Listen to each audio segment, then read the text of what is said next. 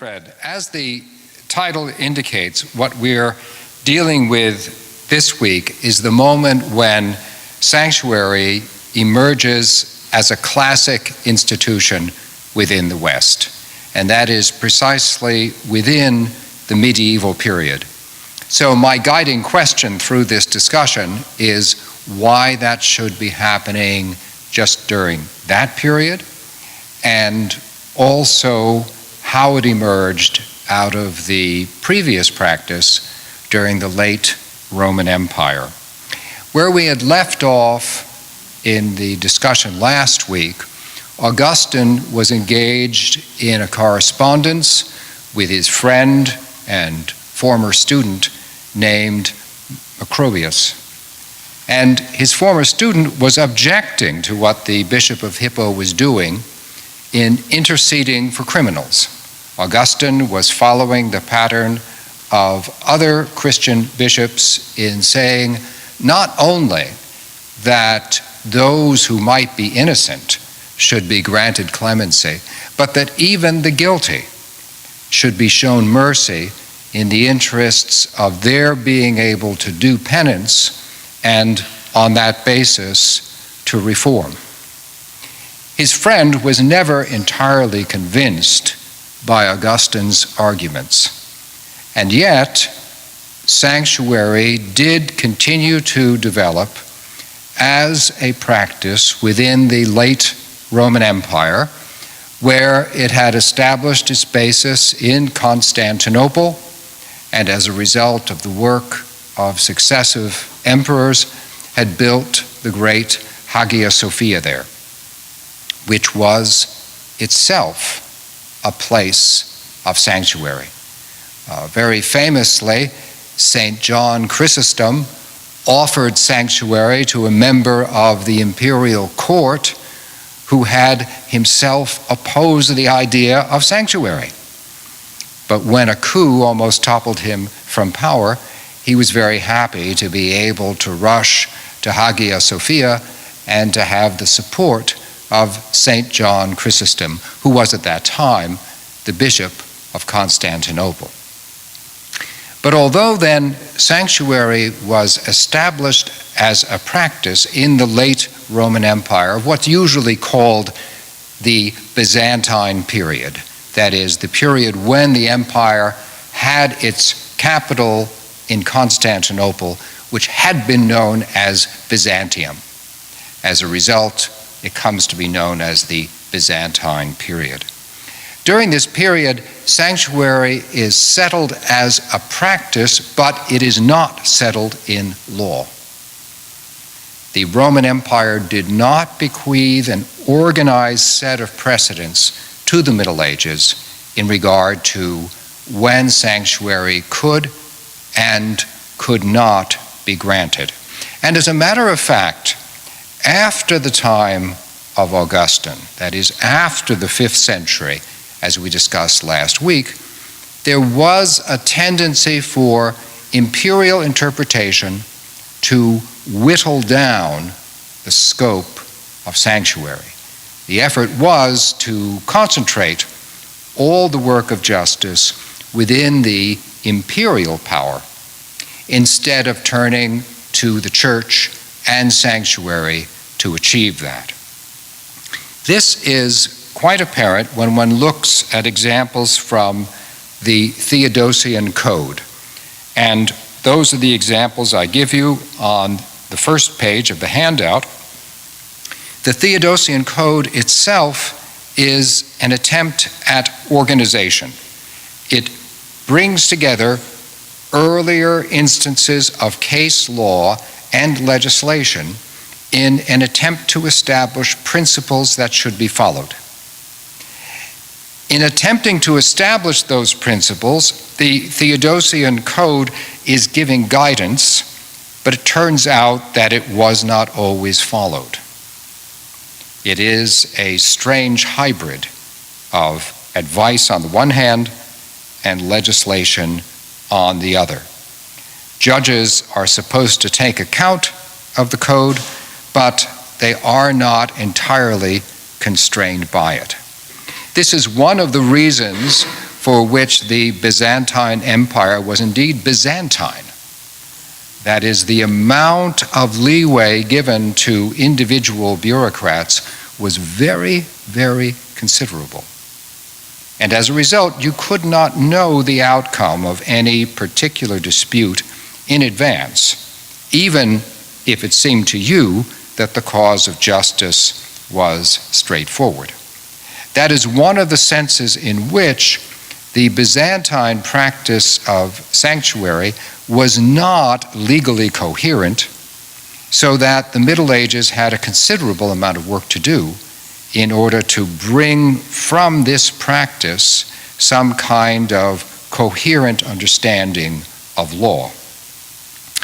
Within the code, however, the statement is made that public debtors, if they presume that they might flee to churches, should either be extracted from their places of concealment, or the bishops who are proved to hide them should be exacted the debt. That is, when the debtor runs in, yes, you can keep him there, but you need to pay the debt. Now, what's interesting about this is that it's actually using a precedent that had been set by St. Augustine in that same correspondence I referred to. He engaged in the practice from time to time of giving a debtor sanctuary and then paying off the debt, sometime on installments, so that there would be relief for both the creditor and the debtor. That was something that Augustine took upon himself voluntarily. He thought it part of his work as an intercessor on behalf of people who were penitent. The Theodosian Code wants to impose that as a matter of regular practice, that if a bishop takes in a debtor, the assumption is the bishop will assume the debt if it can be proved that it was valid. This does not negate sanctuary practice, but it without question inflects it in the direction of growing imperial power, which will limit the extent to which sanctuary can be granted. That limitation is also even more evident in the next example. I referred last time to the fact that eventually Christianity became the official religion of the Roman Empire. That was certainly the case by the time of the Theodosian Code.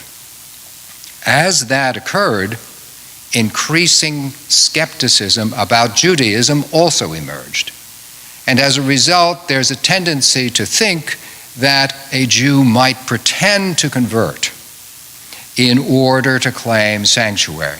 Theodosian Code covers that case as well, and the inflection is of the same sort. That is, not to eliminate sanctuary, but to restrict the spectrum within which it could be used.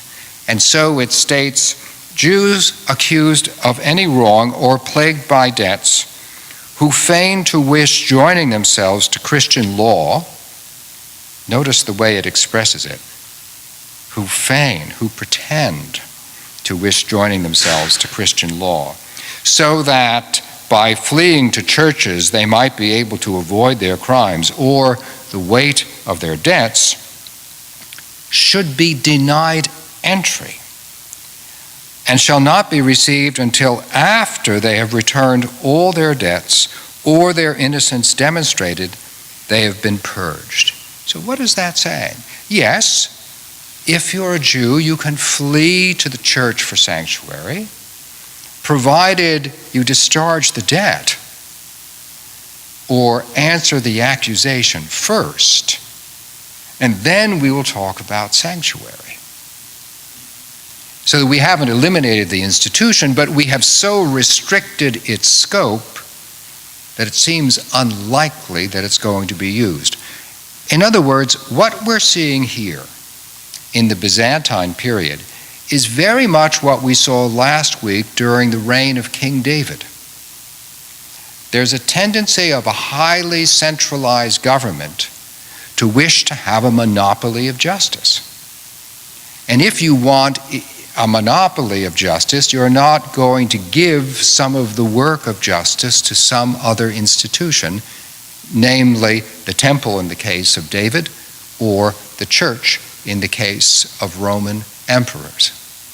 Presumably, had the Roman Empire been the central power in Europe in the period after the sack of Rome, we would have seen an increasing move in this direction of centralization, imperial growth, and the restriction of the scope of sanctuary. But that is not what happened. What made the Middle Ages is that Roman imperial power in the West was largely mitigated. And it was mitigated because in Constantinople, the emperors did not believe that they faced any particular military threat in the West. The place for military confrontation was in the Near East, where they confronted an extremely significant Persian power under the dynasty called the Sassanids. They went back and forth in battle against them successively. The Roman Emperor Julian was actually killed in battle with the Sassanids. The back and forth between the Sassanids and the Romans continued until the 7th century of the Common Era, just before the rise of Islam. In fact, it had appeared to be the case that Rome had finally triumphed over the Sassanids. They had managed to break the Sassanid imperial power. Rome reduced its military force in the area and then found itself besieged unexpectedly by the rising forces of Islam. That was a development which simply illustrates the extent to which Rome in any period looked east for the place where it had to fight its decisive battles. Looking west, it was quite happy to see agricultural development, a certain amount of trade, and to permit local clan groups to fight it out amongst themselves as long as the Romans had the benefit of the taxes which they believed were due to them.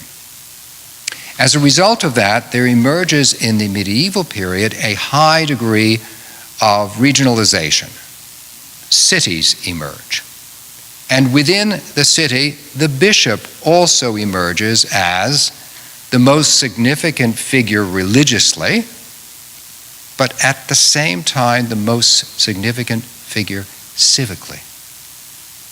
Because in a place where you have differing kinds of authorities being claimed, some of it is being claimed by local Roman magistrates who remain, but who have less traction on the ground than they used to. You have kings during the medieval period, but they're not of centralized realms. You have lords who claim to a certain amount of territory, which they hold in fief from kings. You also have civic groups, guilds, all of which claim to have a certain jurisdiction. Barrel makers are not permitting anyone in their area to make barrels except members of their particular guild. And so it is for all the various professions during the Middle Ages. Someone has to be able to adjudicate disputes and to find a balance among these highly centrifugal forces. The bishop, therefore, emerges in that kind of role. And there's also a tendency in the Middle Ages, which we have not seen earlier in the development of Christianity, for all the various authorities involved who are looking for a common language of how it is they might understand the overlap and the differences, to resort to the Old Testament. Because the Old Testament, rather than the New, was seen as being a map of how it is that you might develop justice within a given region. The Old Testament is also very handy if you happen to be a king, because then you can claim that you are a king in the manner of King David. And that gives you a degree of claim on sovereignty which you would not have otherwise. And yet other players can also claim their role inside any kind of legal discussion which uses the Old Testament as a model. And so when Charlemagne was actually crowned Emperor of the Romans on Christmas Day in the year 800 by the Pope, it actually represents the aspirations of the medieval sentiment.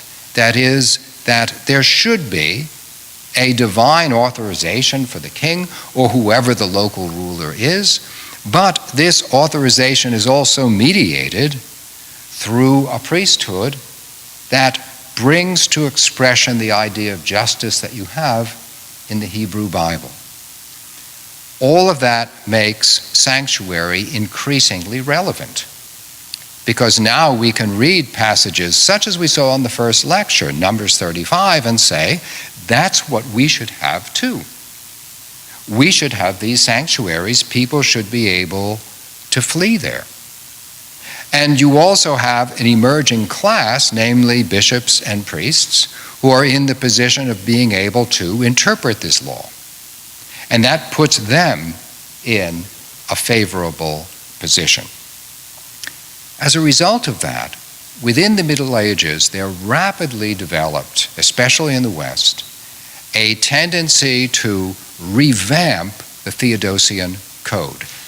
Not to repeal it, but rather to interpret it increasingly in the direction of the support of sanctuary.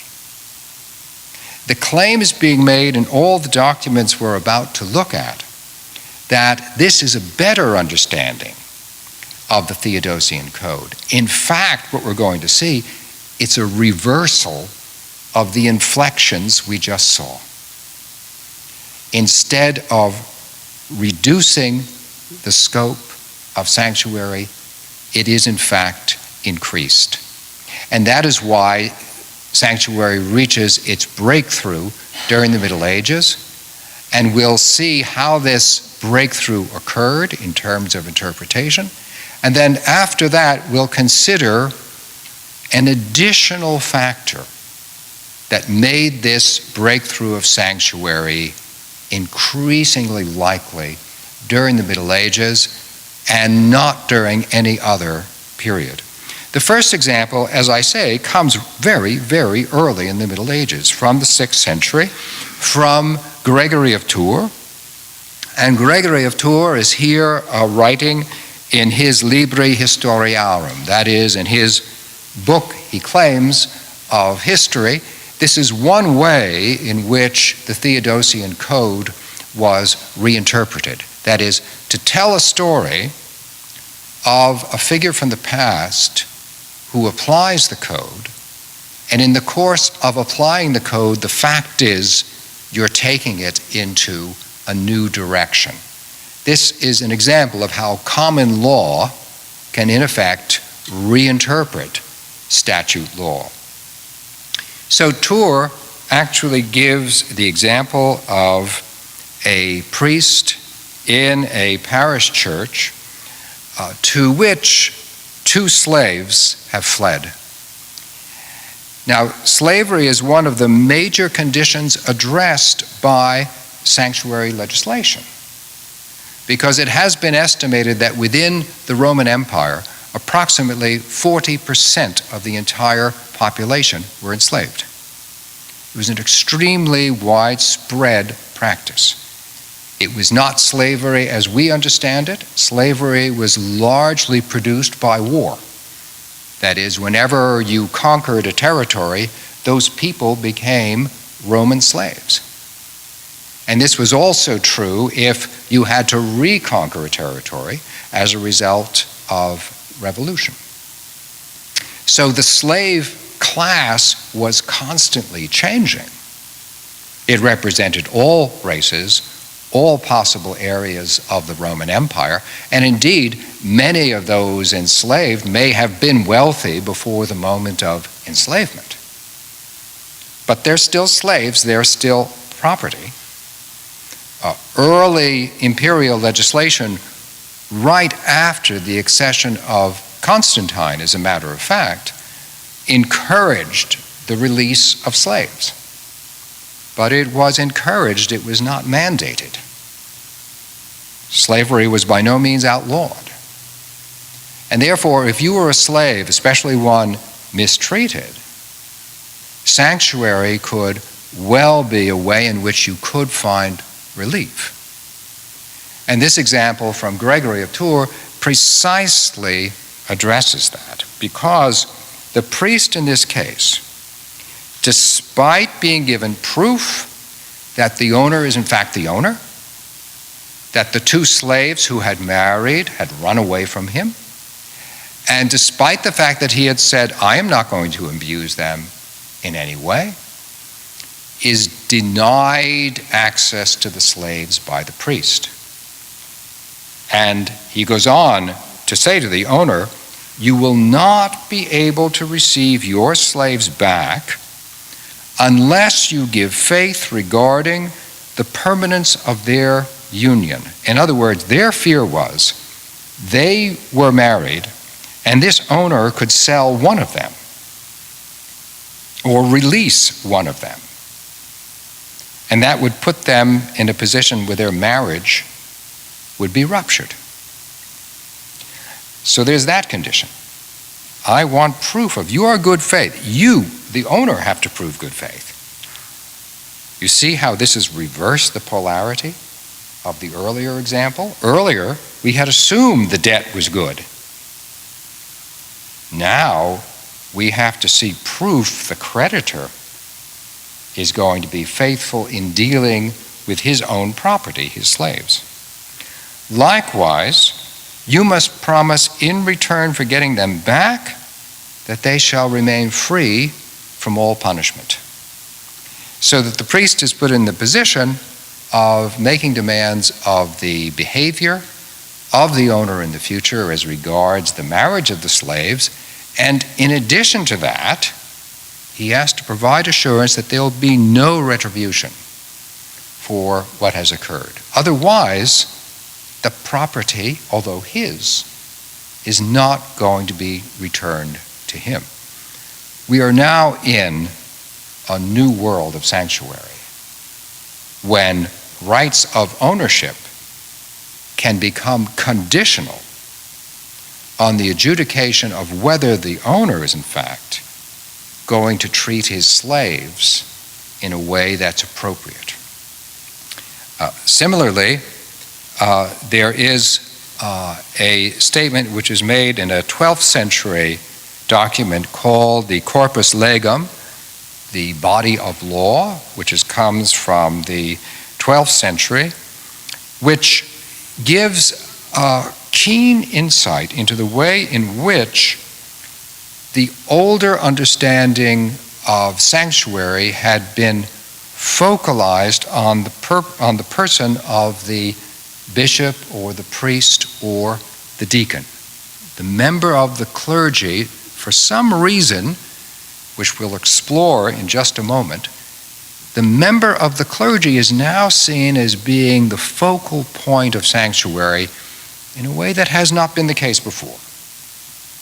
And this comes out because it says, if some unfortunate criminal crosses paths with a bishop or priest or deacon, either in a city street or in a field or any other place, we order that they be detained or abducted by no one, because in priests the church consists. You could not say this in any period but the Middle Ages. In priests, the church consists. So you don't actually have to run to the place, the sanctuary. You don't have to run to the altar where the Eucharist is offered. You simply have to get yourself in the presence of a priest, and there, all the rights of sanctuary that you used to have associated with particular locations of sanctuary belong to you. Here is a spatial expansion of where sanctuary can happen that we also have not seen before. And there is also, in the third example from the Summa Perusina, an expansion in regard to Judaism, which in effect reverses the inflection of the Codex Theodosianus. Remember, the Theodosian Code had carefully circumscribed the extent to which a Jew could claim sanctuary. In the Summa Perusina from Italy, 13th century, we're going to move in the opposite direction. Because here we have the very clear finding: Jews, if criminals or debtors, who flee to a church and convert to Christianity, shall be absolved from all debt and guilt. So instead of having to deal with the debt or the guilt first and then maybe claim sanctuary, which we had in the Theodosian Code, in the Summa Perusina, we have the reverse of that. In other words, the burden of proof has shifted from the Byzantine period to the Middle Ages. In the Byzantine period, the burden of proof fell on the person who sought sanctuary. In the Middle Ages, the burden of proof falls on whoever attempts to take someone out of the sanctuary of the church. They are now the ones who have to show not only that they have authority, but also that they are morally acting in a way which will be for the good of the person who is seeking sanctuary.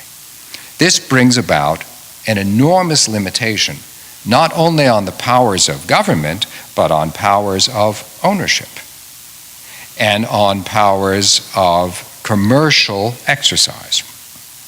All of these now are subject to the rules of sanctuary during the Middle Ages, as was the case during no period prior to this. We have not seen such a wide definition of who may seek sanctuary, of what sanctuary means, and of how sanctuary will result in a limitation of other forms of power before this time.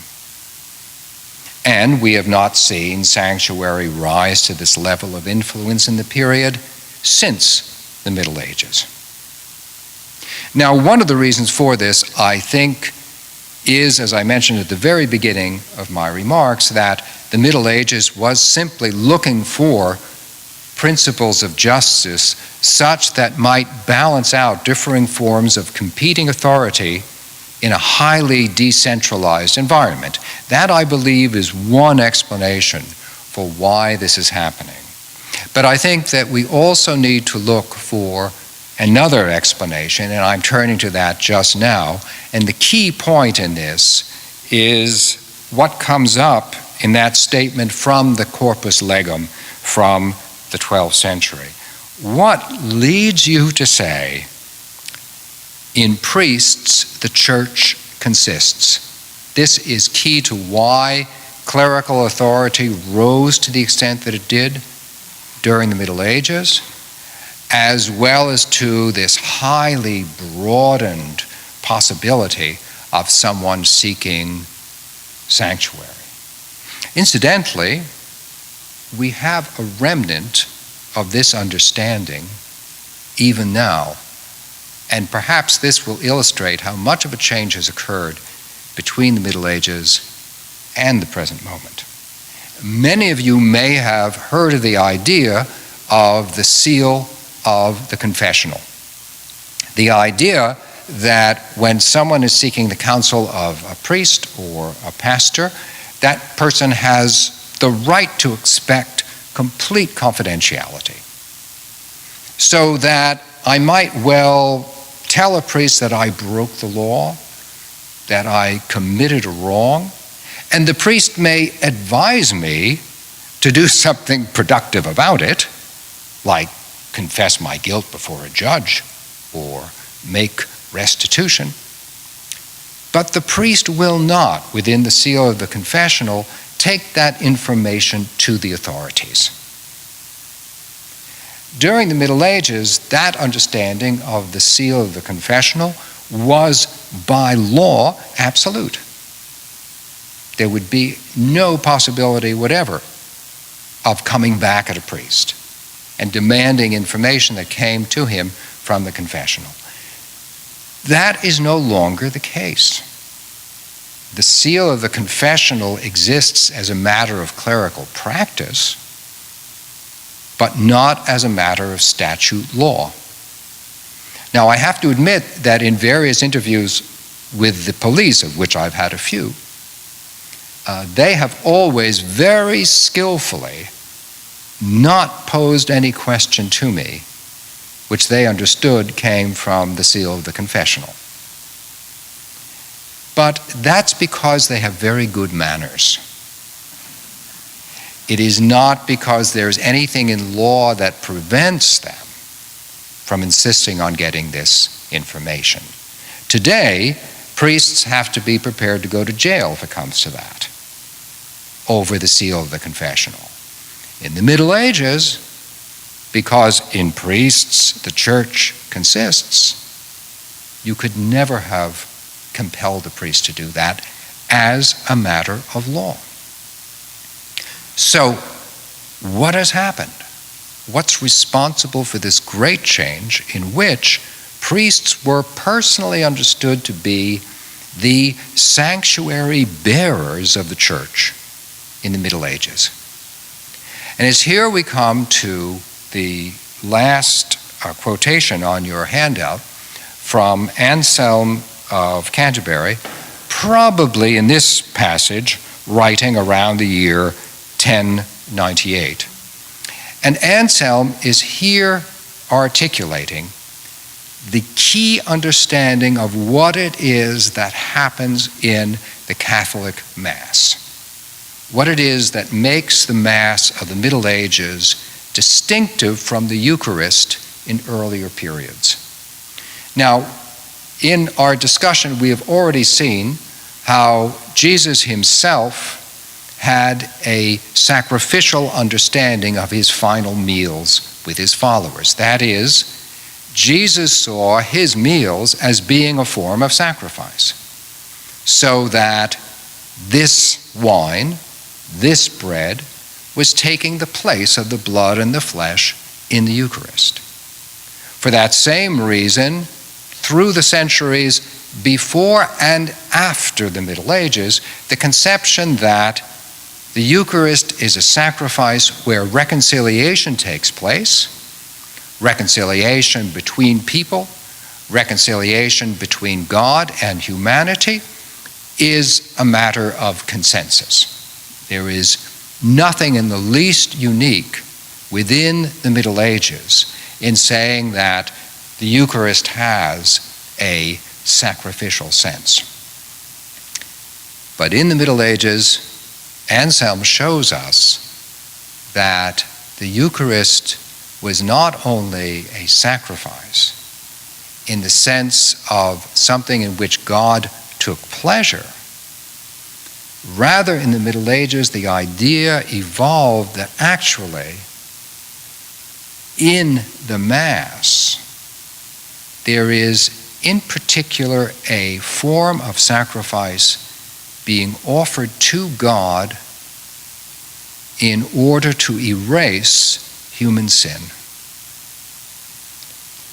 And God can only accept one sacrifice to erase human sin. God wanted the sacrifice of his Son in payment for all forms of sin by humanity. It is only that can give God satisfaction for sins. And this conception of satisfaction became pivotal within the Middle Ages because it results in a total theological understanding in which if you ask the question, who wanted Jesus to die, the proper answer is not the historical one, not the Romans, Caiaphas, the Pharisees, Jesus' enemies. The proper answer is to say, actually, God wanted Jesus to be crucified so that God could accept him as a sacrifice for sin. And in addition to that, because this is the understanding of what the Mass is, the priest is understood to be the only person who, whenever he says the Mass, as we now express it, who whenever he says the Mass is offering Jesus to the Father again. His action, the priest's action in the Mass, is the sacrifice to God the Father of the Son, and is the very principle of sanctuary itself for that reason.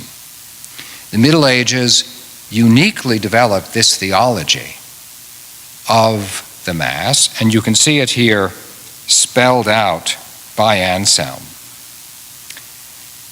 When he asks the question, how is it that there can ever be a sacrifice to pay off the debt of sin, Anselm writes, God will not do it, that is, not God the Father, because he has no debt to pay. Man will not do it because he cannot. There's no way in which human beings can repay the debt of sin. Therefore, in order that the God-man may perform this, it is necessary that the same being should be perfect God and perfect man in order to make this atonement. For he cannot and ought not to do it unless he be very God and very man. Since then, it is necessary that the God-man preserve the completeness of each nature. It is no less necessary that these two natures be united entire in one person, just as a body and a reasonable soul exist together in every human being. So as Anselm sees it, and this is the answer to the question, his whole tractate is called Cur Deus Homo. Why God man? Why should there be one man, namely Jesus, who is also God?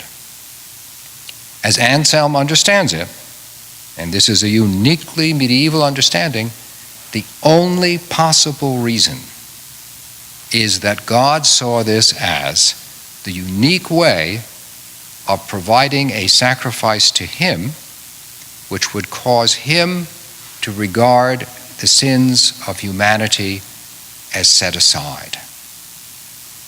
The Mass erases crime and erases guilt. They, in the understanding of the Middle Ages, simply disappear.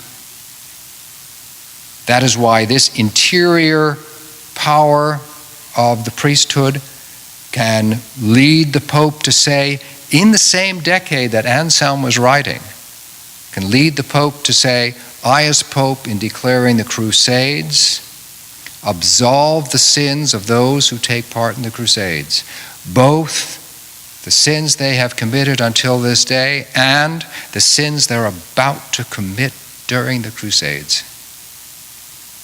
How can you have that much power? Cur Deus Homo. You can have that much power because in the persistent offering of the Mass, you are constantly erasing sin. You are eliminating guilt. And if you can do that, then it's possible for you also to release debts, to free slaves, to make sure that your soldiers go free of any blame when they go off to war. Because in the Middle Ages, you see for the first time ever an expanding understanding of sanctuary instead of its constant shrinking, which had been the tendency prior to the Middle Ages.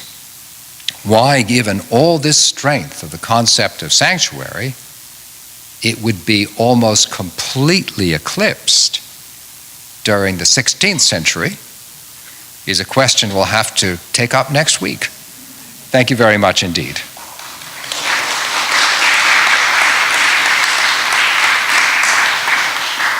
See, most people who say they want to be priests really mean they want to be medieval priests. I mean, you're talking about an extent of status and authority, the like of which has never, ever been seen within the church prior to that time, or indeed after that time. Yes, please, Al. It's news to me, what you said, that the sacredness of the confessional can be broken in a court of law. Yeah, I know. I have to. Can you document that? Yes, I can. The question was, it was news. I'm always happy to give my colleague, Al Ahlstrom, news. It was news to him that the seal of the confessional would not stand up in a court of law because, you know, there is a lawyer-client privilege. Lawyers have that priestly privilege. Doesn't that tell you everything you need to know? Lawyers have a privilege priests no longer have. Guess who wrote the Constitution? They weren't priests, they were lawyers. Similarly, there is no privilege for a journalist to conceal his sources. That we know very clearly now, because journalists quite reasonably at times have to say, I need this information from you. If you give it me, I will not disclose the source. But we know that certain people in places of authority would certainly like to break any such habit, and it's possible for them to do so because that is not a constitutional right. And likewise, those who framed the Constitution were not interested in preserving the rights of clergy. In fact, they were interested in circumscribing the rights of clergy for reasons we're going to see next week, with the result that when they enumerated rights, they did not enumerate any right of the seal of the confessional. So it is a breakable practice. I don't say that therefore any state has come to the point where they have put into statute law a specific abrogation of the seal of the confessional. However, there's no way in which it can stand up as a practice that you can claim legislation supports. We are living in that sense in a situation where clergy who are in this regular practice have to face the fact that they may be pressured not only by moral considerations, but pressured also externally to give up information. It's conceivable. Yes, please. Isn't it a consequence of separation of state and church? Very good observation. Isn't it a consequence of separating church and state that therefore you would say that there are certain rights that only the state can claim, like certain privileges about not disclosing information? That's the reason for which lawyer to client will be privileged over priest to a member of his particular congregation. It's exactly that issue of what leads us to the separation of church and state. What brings about a conception of the secular as having the privilege of establishing justice that brings about the eclipse of sanctuary during the 16th century. That's exactly the moment we're going to be discussing next week. And if we had looked at this same topic, let us say 30 years ago, we probably would not have found much interest, because one of the signs of modernity is church and state are separated. Each has its own particular province. If they do, then the church really can't offer sanctuary, can it? If this happened during the Middle Ages, it must have been because, well, they're the Dark Ages. They had a lot of chaos during their time, and therefore they were engaging in sanctuary in an attempt to mitigate the cruelty of their culture. And that was often held to be an adequate explanation for why sanctuary emerged and why really it had to have the sun set on it. Because part of the idea was, in a modern democratic society, it should be possible to expect justice for everyone, and therefore no particular person would require sanctuary. So even texts that dealt with sanctuary did not defend sanctuary. They saw it as something which necessarily had to come to an end.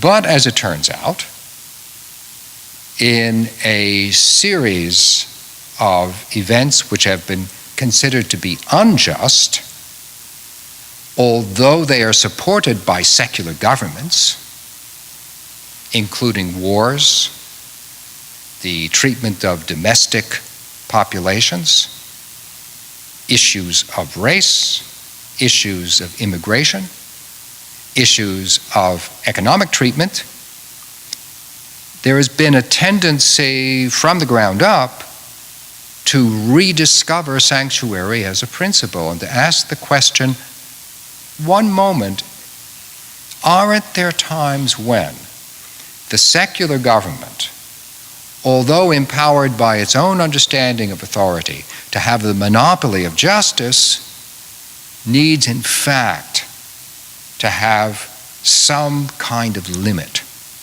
placed on it? Are there circumstances where we have to say sanctuary does exist because secular government does not have the right to do whatever it pleases with a given population, in some cases a given person? That, I take it, is the moment we are living in now, where we have the aspiration for a renewed assertion of sanctuary. But we do not have the tools of the Middle Ages. We don't have the relative advantage of a highly decentralized governmental structure. We have the exact reverse. All of the governments we confront, in a world historical sense, are centralized beyond the imagination of people in the ancient world or in the Middle Ages. The capacity of governments to have information about people, to control violence by means of its own violence, and to intervene at whatever level of commercial, private, social life it chooses, all that is without precedent. And for that reason, questions are emerging about the nature of secular government in itself, and that means that one is looking for a counterweight, but it's not going to be discovered because in the midst of so much competition among authorities, they're going to look for an adjudication, such as recourse to the Old Testament. I don't think that's going to occur. And likewise, we also do not have anything like the distinctive understanding of the Mass, and therefore the clergy, within the Middle Ages. We're not in a position where a priest can go to a president in a way that a priest could and did go to a king and say, stop treating the person that way, I have given that person sanctuary. And if you fail to listen to me, you are putting yourself in a position where you cannot claim the forgiveness of sin. This actually worked I mean, we do have examples of correspondence between, let's face it, very strong-headed rulers like Henry VIII and his Archbishop of Canterbury, where the Archbishop of Canterbury says to him, well, you can do this or not, but you are endangering your immortal soul. And what he meant by that was, I will not give you communion. And Henry listened. Without that mentality, it is difficult to imagine how one could assert a form of sanctuary such as existed within the Middle Ages.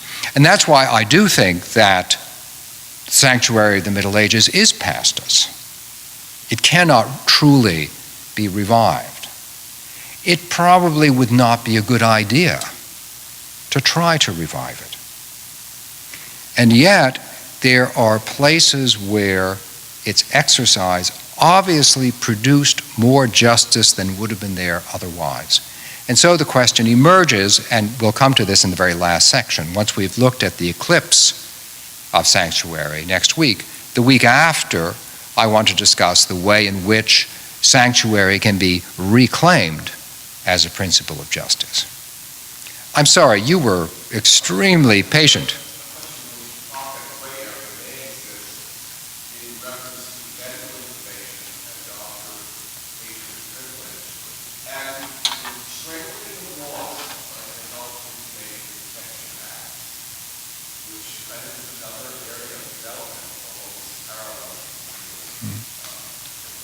I think that's an excellent observation, that especially in recent statute law, there has been established the principle that your medical information should be something that you in fact control, which is one reason that we have all those endless forms to fill out whenever we go to the doctor, so that we either give consent or do not give consent for information to be released.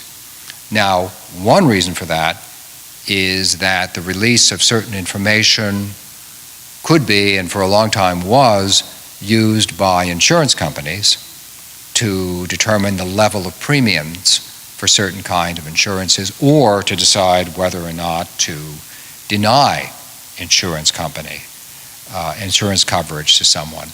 So this, clearly the medical rights that we have, I think, have been a part of a growing concern to deal with the invasion of our informational privacy, that there should be an element of my volition in releasing any kind of information about myself, including medical information. That has worked extremely well, it seems to me, at the level of commercial law. I would be interested to see what happens if one attempted in a court of criminal law to test the extent to which that information can in fact be sealed. But it's a very useful observation, because I think it opens up a line of inquiry that I especially want to pick up in our last discussion, namely the ways in which, using the current statutes and present practice, one can open up more room for an understanding of sanctuary, which is the individual's ability to control his own privacy. Now, this is a view of sanctuary that has not been articulated before, but it may be that this is just the moment for that to occur. So thank you for that. I'll actually weave that into our discussion of the final session. Susan.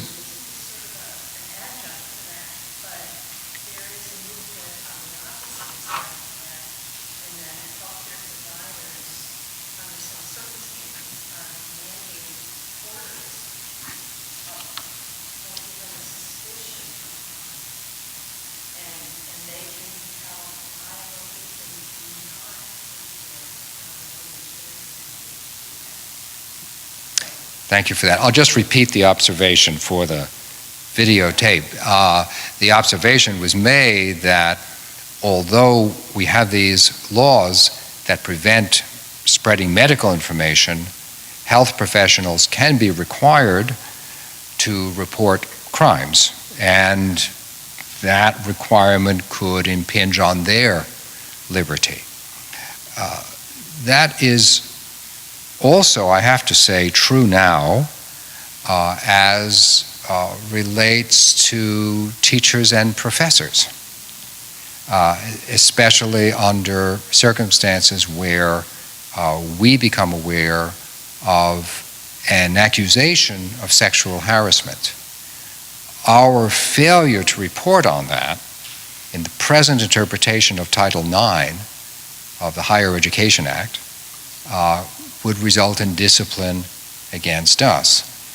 That is presently being tested precisely because of this gray land in between statute law that deals with criminality on the one hand, and on the other hand, law that deals with commercial relations and with requirements placed on professionals by government. Sometimes those two kinds of constraint are confused, and in fact very often it is in certain persons' interest to confuse them. It is much more convincing for me to say that an immigrant is illegal, as if a felon, than if I were to say that an immigrant is undocumented, which is an administrative irregularity. Those are two different things, corresponding to different kinds of law. Why is this so complicated? Because the secular state that emerges in the 16th century, and we'll see next week, sees itself as the simple alternative to arcane canonical rules, has emerged by the end of the 20th century and now into ours as itself being a kind of Byzantine institution. Our laws are not simpler than Roman law. The very indications which modern historians said showed that the Roman Empire was beginning to become unhinged are characteristic now of what I will call the secular empire. That is, the belief that our rules, our norms, our administration, they actually contain within themselves all that is necessary for the administration of justice.